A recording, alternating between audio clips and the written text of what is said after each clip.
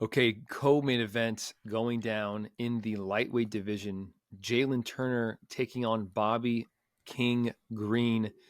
Real quick, this fight was supposed to be a 5-round co-main between Bobby Green and Dan Hooker. This would have marked the third time a non-main event, non-title bout would have seen a five rounds. However, a week ago, Dan Hooker had to withdraw because he broke his fucking arm, and he was replaced by Jalin Turner. The bout has been downgraded from 5 rounds to 3 rounds. So here we go. Bobby King Green, the 37-year-old out of Redlands, California, 31-14 with 1 draw and 1 no contest. 20 finishes of his 31 wins. 11 of those are knockouts. Most recently, back-to-back wins against Tony Ferguson back in July of this year and Grant Dawson in October. Both of those are finishes. So Bobby Green has been looking fucking good lately. He'll be taking on a very interesting matchup at lightweight. This guy's an interesting matchup for just about anybody at lightweight, given his stats. Jalin the Tarantula Turner, 28 years old, also out of California. He's out of San Bernardino. His record stands at 13-7 with 9 knockouts and 4 submissions. You heard that right. All of his wins have come by way of finish. But he's looking to get back in the win column after back-to-back losses to Mateusz Gamrot and Dan Hooker. Both of those are split decision losses within this calendar year. Omar, start us off, buddy. The walls are closing in, but you're going to push against him, and you're going to pick this goddamn fight. Give us your take and your pick of Bobby Green against Jalin Turner. This is such an interesting fight, man. Such a great fight. Such a great matchup. I've been really high on Jalin Turner for a little bit now. He's had some speed bumps in 2023 where Bobby Green has had some real rocketing success in 2023.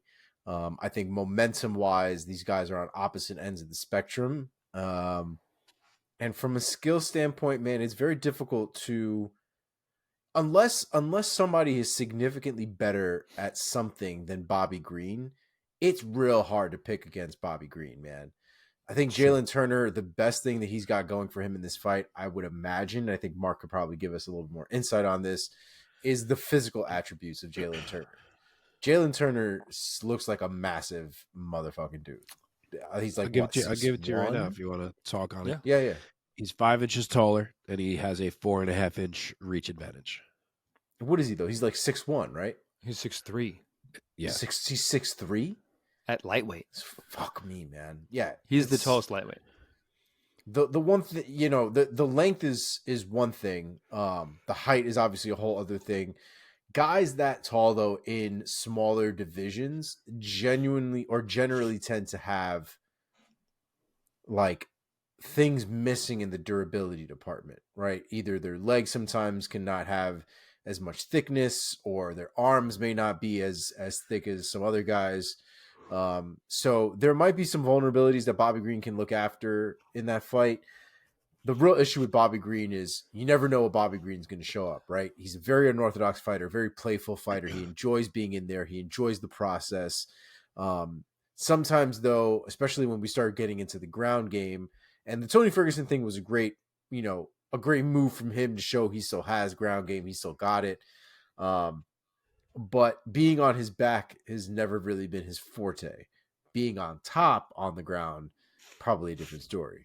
But Jalin Turner might very well look for a way to take this down to the ground. And if that does become the case, I think this is going to be a very rough night for Bobby Green. I'm going to go in the way of the momentum in this specific case, though. So I'm going to roll with Bobby Green here, but I think it's going to be a rough fight. I don't think either guy gets anyone out of there. And I wouldn't be surprised if this ends up being a split decision in the end, but I'm going to go with the decision win for Bobby Green. I will go next. I know what to tell you the truth. I like going without knowing the odds sometimes. Sometimes I want to know them. But right now, I want to pick this fight blind. I always make sure that not like I've never changed them, but like when we go into a week, I always write down my picks before I look at the odds for the same reason. because I don't want to You'll- be influenced. Right, exactly. You want to be swayed. Yeah. That being said, interesting fight as well. These are all fucking interesting fights. Short notice. That's a big question mark for Jalin Turner stepping in on like a week's notice. But Jalin Turner doesn't ever seem to be a guy who gets out of shape. He always is in tremendous shape, or at least looks like it. And I think Jalin Turner is a hell of a striker. Before these back-to-back split decision losses, he was on a 5-fight win streak. And that fight against Dan Hooker, man, in July, that was one hell of a fucking battle. I really felt like that could have gone either way. Yeah.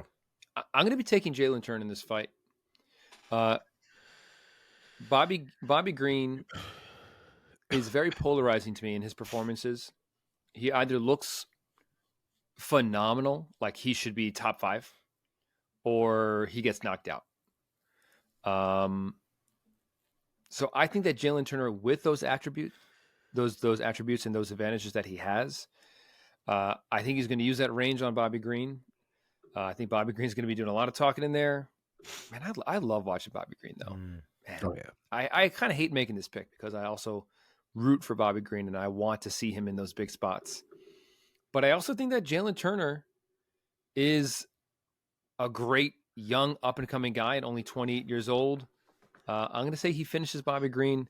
I'll say in the second round, TKO for Jalin Turner. So you'll be happy to hear that the bookies agree. He is minus 220 as the favorite. What? Wow. Wait, who? Turner, minus 220 favorite. On a week's notice. Correct. I'm What? surprised as well. I thought he'd be favored, but not like that. I thought Bobby Green would be favored. I still thought it'd be Jalin just because of the size. But yeah, Bobby's plus 180. So if you like Bobby, worth a bet there. 5 inches of height for Turner, 4.5 inches of reach for Turner. I might regret this pick since I'm in this battle with Mike, but I'm going to go with Bobby Green, and it's for a couple reasons. I know that I heard originally Jalin Turner was not interested in taking this fight. He said he didn't like the timeline, didn't feel like he was ready for it, and was eventually convinced to take the fight, I guess, because of the money. So now a guy who already has a hard time at times managing his weight and sometimes his cardio has to do that on short notice. And plus he's going to have to focus very heavily on getting his weight down, I would imagine, for being such a big guy, and probably not focus as much as he would like to on the game of Bobby Green. So I think that's all a factor here.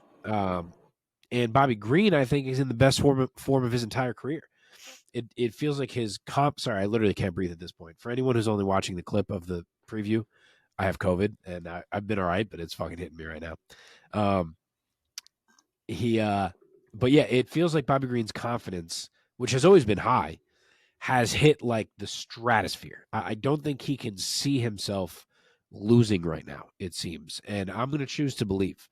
It's a dangerous pick, obviously, because Bobby is going to be willing to strike. And 5 inches of height and reach for Jalin Turner at 155 pounds is enormous. And we know he carries KO power. So Bobby is going to have to walk that tightrope if striking is what he's going to do here. But I think I am going to say Turner fades as this fight goes on under the pace of Bobby Green. And Bobby Green was ready to fight a 5-round fight. So you know he's bringing the pace now in a 3-rounder. So yeah, I'm going to say that he takes rounds 2 and 3 and wins himself a big UD. Okay. That rhymed. That was nice. It did. I didn't even realize. Thank you. All right, boys. Last one. Here we go. Main event.